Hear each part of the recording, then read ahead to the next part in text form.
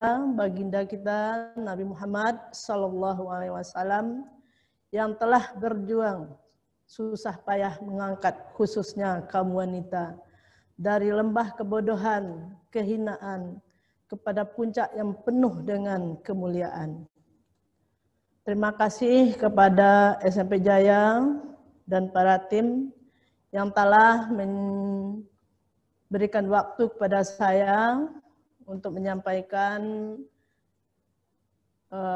tentang pembelajaran pada hari ini. Baiklah, pada kesempatan ini saya akan memberikan judulnya yaitu Peran Ibu dalam Keluarga. Ibu adalah seorang wanita yang telah melahirkan kita ke atas dunia ini. Dan juga adalah tiang negara. Karena apabila wanitanya baik, maka baiklah negara. Sebaliknya, apabila akhlak wanita jelek, maka hancurlah semuanya. Oleh sebab itu, kita harus memberikan apresiasi yang tinggi pada ibu hebat di tanah air. Mengapa? Karena menjadi seorang ibu bukan pekerjaan yang mudah. Ibu adalah sosok hebat yang mampu melakukan tugas-tugasnya tanpa mengenal lelah. Dan seorang ibu tidak bisa dianggap remeh karena harus memikul beban dan tanggung jawab yang sungguh berat. Bagaimana tidak, ibu dituntut harus bisa mengurus semua urusan rumah tangga, mulai dari A sampai Z. Bahkan banyak ibu yang juga harus bekerja mencari nafkah untuk keluarganya. Semua ia lakukan mulai dari pagi sampai malam. Bahkan dari malam sampai pagi. Non-stop, sungguh luar biasa. Ibu merupakan superwoman yang mampu melakukan banyak hal. Termasuk memasak, menyapu, menyetrika pakaian, mendidik anak, menata rumah, dan banyak hal-hal yang tidak bisa dideskripsikan kehebatan seorang ibu tersebut. Sehingga Rasulullah SAW memerintahkan kita agar selalu berbuat baik, hormat, santun kepada ibu kita. Jangan sampai membuat hatinya sedih, kesel, apalagi meneteskan air mata. Disebabkan perilaku kita yang tidak dia kehendaki. Pernah para sahabat bertanya kepada Rasulullah, Bismillahirrahmanirrahim, Ya Rasulullah, man ahaqqan nasu bihusni sahabati? Wahai Rasulullah, siapa yang paling berhak aku perlakukan dengan baik? Qala ummuka. Rasulullah menjawab, ibumu. Qala sumaman. Kemudian siapa lagi? Qala ummuka. Rasul menjawab, ibumu. Qala sumaman. Kemudian siapa lagi? Qala ummuka. Rasul menjawab, ibumu. Qala sumaman. Kemudian siapa lagi? Qala abuka. Rasul menjawab, bapakmu. 3 kali Rasul menjawab ibu, 1 kali untuk bapak. Bukannya bapak tidak banyak peranan dalam keluarga, sangat banyak, yaitu mencari nafkah dengan bercucuran keringat, menguras tenaga, menguras pikiran demi memberi kehidupan yang layak untuk keluarganya. Karena itu adalah kewajiban dunia wal akhirah. Ibu adalah orang yang setiap saat selalu berada dalam keluarga. Baiklah, pada kesempatan ini saya akan menyampaikan ada 6 peran yang harus dijalani seorang ibu dalam keluarga. Yang pertama, ibu ibaratnya sebagai manajer yang harus mengatur semua urusan rumah tangga. Ibu sebagai manajer yang harus mengatur semua urusan rumah tangga, mulai dari yang sepele, yang ringan, seperti mengepel, mencuci, menyapu, dan lain sebagainya, hingga urusan yang rumit. Ibu harus mengatur segala kebutuhan, perencanaan, penyelesaian masalah, dan keuangan. Semua ibu yang mengatur. Seperti bisa memisahkan kebutuhan primer dan sekunder. Supaya tidak jadi pemborosan, tidak terjadi besar pasak daripada tiang. Ibu sebagai manajer harus bisa menyatukan semua anggota keluarga yang mempunyai karakter berbeda. Walaupun dalam satu keluarga pasti akan ada perbedaan antara satu sama lainnya. Tak hanya itu, ibu juga harus menuntun semua anggota keluarga agar bisa sejalan, satu tujuan. Itulah tugas sebagai ibu rumah tangga dan banyak hal-hal yang lainnya. Tapi tidak boleh menjadi manajer pada keluarga anak kita yang sudah berkeluarga. Karena itu akan merusak ketentraman rumah tangganya. Peran yang kedua yaitu ibu ibarat sebagai guru yang harus bisa mendidik anak-anaknya agar bisa cerdas dan berkepribadian yang baik. Layaknya seorang guru, ibu memiliki peran penting dalam mendidik anak-anaknya mengenai pendidikan iman, moral, fisik, jasmani, intelektual, psikologis, dan sosial. Penanaman pendidikan dilakukan sejak dini, mulai dari rahim sudah mulai dididik dengan menanamkan imannya, yaitu dengan membiasakan membaca Al-Quran. Untuk penanaman moral, yaitu memberikan berlaku sopan santun, jujur, memakan makanan yang halalan thayyibah. Pendidikan fisik, rajin beraktivitas, apapun akan dilakukan. Kemudian untuk kecerdasan, yaitu harus memakan makanan yang bergizi supaya anaknya pintar. Kemudian suka berbuat baik antar sesama dan kepada orang lain. Itu cara mendidik mulai dari janin. Melalui didikan seorang ibu, kepribadian seorang anak bisa terbentuk dengan baik. Karena ibu orang yang paling dekat dan paling mengerti karakter anak, sehingga mampu memberikan pendidikan yang sesuai dan terus membimbingnya tanpa lelah sejak anak masih kecil. Ibu mendidik anak tentang apa yang harus dilakukan dalam kehidupan dan bagaimana menjadi seorang yang baik, taat, berbakti, dan mandiri. Sepanjang daur pertumbuhan seorang anak itu, ibu harus bisa menjadi teladan bagi anak-anaknya. Karena anak akan mencontoh sikap dan perilaku orang tuanya.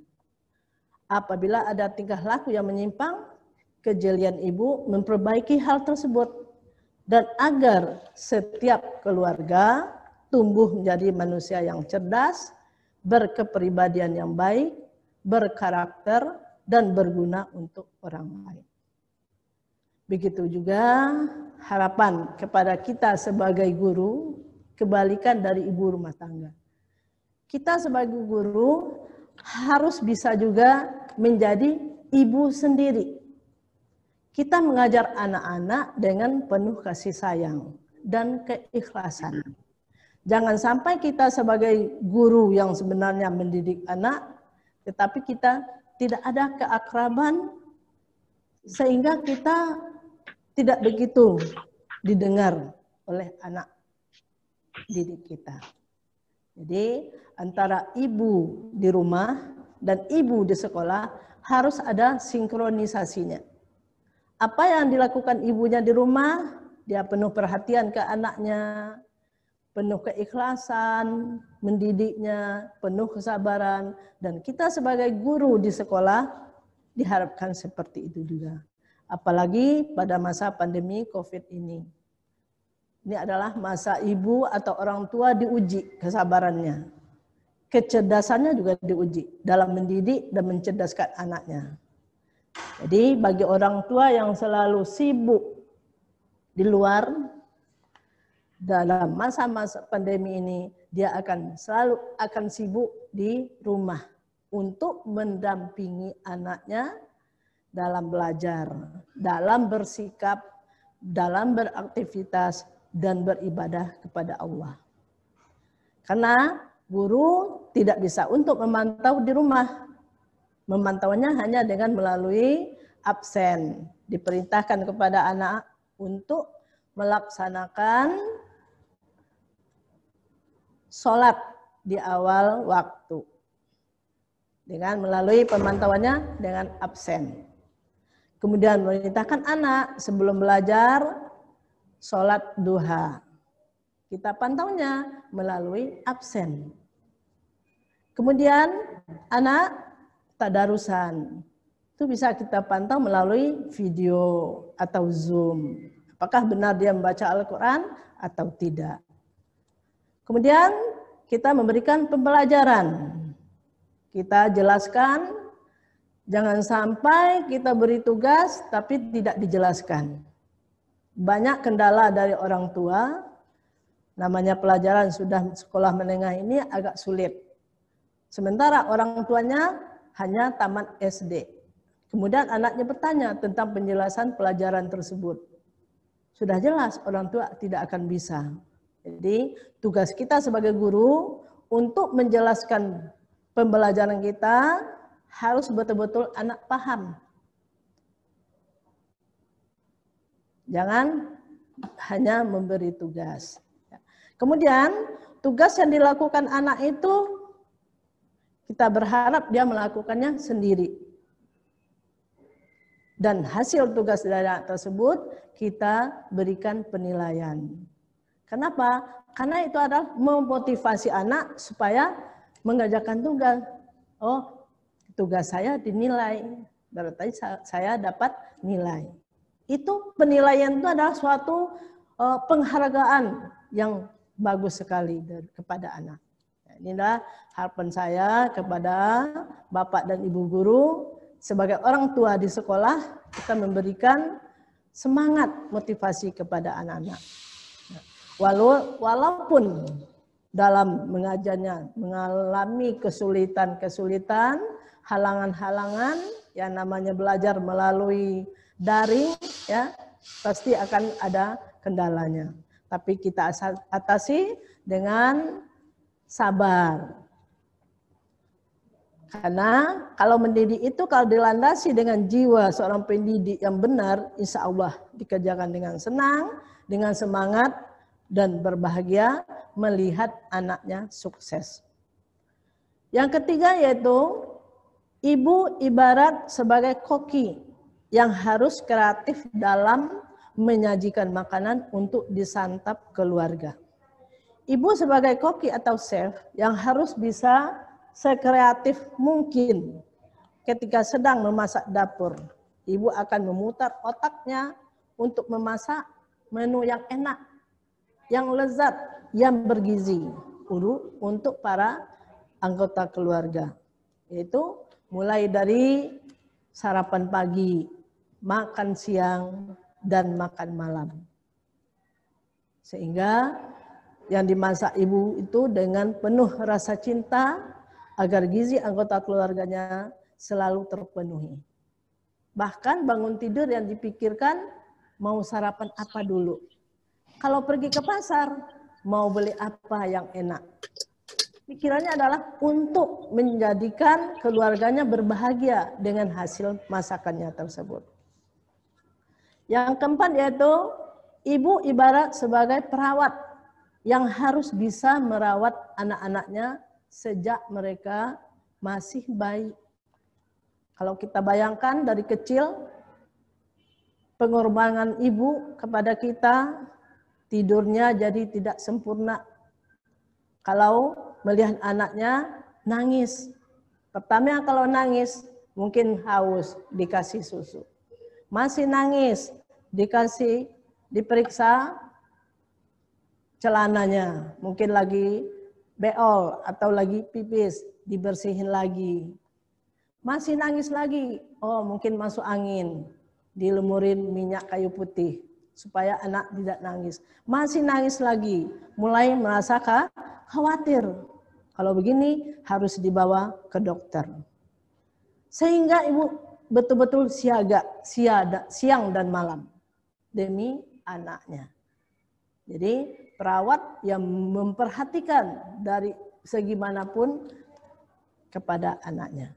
Yang kelima, ibu ibarat sebagai akuntan yang harus bisa mengelola keuangan agar tidak besar pasak daripada tiang. Sebagai seorang akuntan yang harus bisa mengelola anggaran keluarga agar semua kebutuhan bisa tercukupi.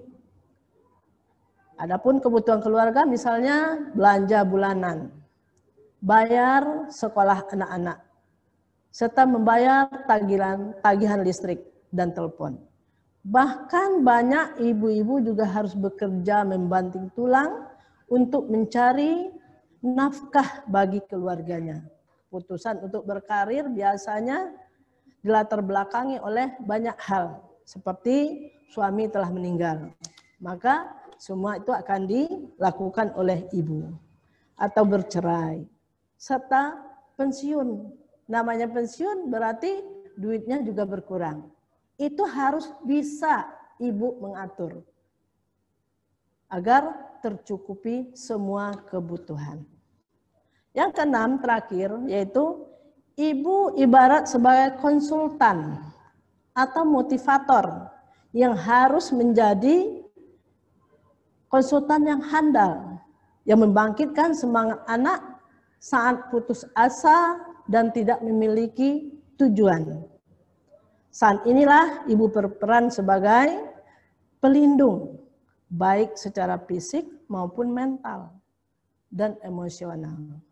Ibu sebagai pelindung mental dan emosi siap mendengarkan cerita kehidupan tiap anggota keluarga dan memberikan masukan positif yang selalu berisi dukungan dan nasihat.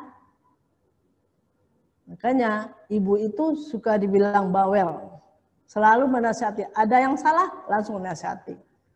Tapi tujuannya tidak lain itu bukannya benci, bukan yang lain, tapi karena sayang kepada anaknya. Kemudian ibu juga pelindung secara fisik. Tidak akan suka jika anaknya dilukai oleh orang lain. Dan membatasi anak untuk tidak bergaul dengan orang-orang yang salah. Pembatasan ditujukan itu adalah hal yang baik. Agar anak tidak salah pergaulan. Ibu berharap pada anak berteman dengan orang lain benar. Karena pengaruh lingkungan zaman now sungguh mengerikan. Ibu melaksanakan tugas dan tanggung jawabnya tanpa pamrih, tidak pernah mengharapkan balasan. Hanya ketenangan dan kesenangan batin yang membuat ibu bahagia melihat anaknya sukses, solehah, dan soleh, hidup aman damai, saling menyayangi satu sama lain. Dan berdoa kepada Allah, bismillahirrahmanirrahim, Rabbana hablana min azwajina wa zurriyatina qurrata a'yun waj'alna lil muttaqina. Ya Allah Tuhan kami, berikanlah keturunan penyejuk hati dan serta iman dan takwa kepada Allah Subhanahu wa taala. Ya, inilah pada kesempatan ini yang dapat saya sampaikan sebagai peran ibu dalam rumah tangga. Ada 6. Mudah-mudahan kita dapat sama-sama untuk memerankan hal tersebut bagi ibu-ibu, bagi bapak-bapak mungkin ada lagi motivasi yang lainnya, karena Bapak adalah sebagai pelindung dan pembawa nahkoda mahligai rumah tangga untuk anak dan istrinya. Itu saya yang sampaikan. Kalau ada yang salah itu datangnya dari Allah, yang benar datangnya dari Allah. Billahi taufik wal hidayah. Wassalamualaikum warahmatullahi wabarakatuh.